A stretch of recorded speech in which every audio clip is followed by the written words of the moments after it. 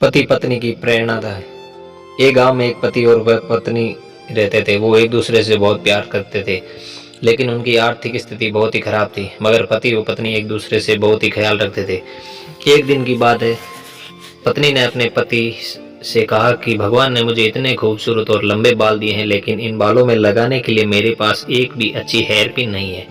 क्या तुम मेरे लिए एक हेयर पिन ला सकते हो? तभी पति ने अपनी पत्नी से कहते हुए कहा कि तुम पागल हो गई हो क्या? मेरी घड़ी का बेल्ट पिछले 10 दिनों से टूटा हुआ है, लेकिन मेरे पास नया बेल्ट लाने के लिए पैसे नहीं है। मैं तुम्हारी हेयर पिन कैसे ला सकता हूँ? अगले दिन जब पति अपने काम से घर की तरफ आ रहा था तो उसे रास्ते में घड़ी की दुकान दिखाई दी।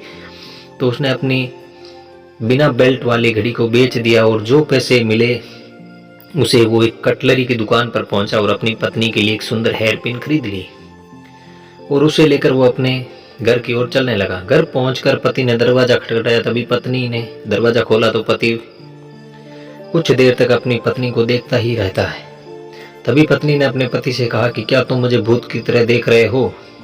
तभी पत्नी बहुत ही गुस्सा हो गई। तभी पति बस इतना ही कह सका कि तुम्हारे लंबे बाल कहाँ हैं? तभी पत्नी ने कहा कि मैंने अपने लंबे बाल कटवा दिए हैं और उन्हें बेच डाले। जो पैसे मिले उनमें से मैं आपकी घड़ी के लिए खूबसूरत बेल्ट लेकर आई हूँ। और पत्नी ने वो बेल्ट अपने पति के हाथ में रख दिया। तो पति ने पत्नी से कहा कि मैं इस बेल्ट का क्या करूँ? मेरे पास जो बिना बेल्ट वाली घड़ी थी उसको मैंने बेच दिया है और जो पैसे मिले मैं उस पैसों से तुम्हारे लिए एक सुंदर हेयर पिन लेकर आया हूँ। एक दूसरे की बेशुमार प्यार को देखकर दोनों एक दूसरे से गले लगते हैं।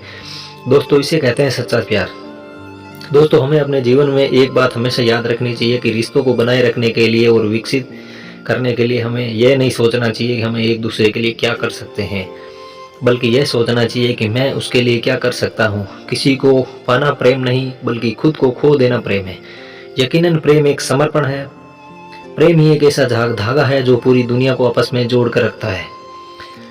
ईश्वर ने सबको प्रेम करने की क्षमता दी है और प्रेम एक अनमोल भेंट है। इसीलिए हम सामने वाले इंसान को परखने के बजाय उसे समझना चाहिए। दोस्तों, वीडियो अच्छा लगे तो लाइक करना, शेयर करना और कमेंट करना और अपने दोस्तों के साथ शेयर करना। जय हिंद, जय भारत।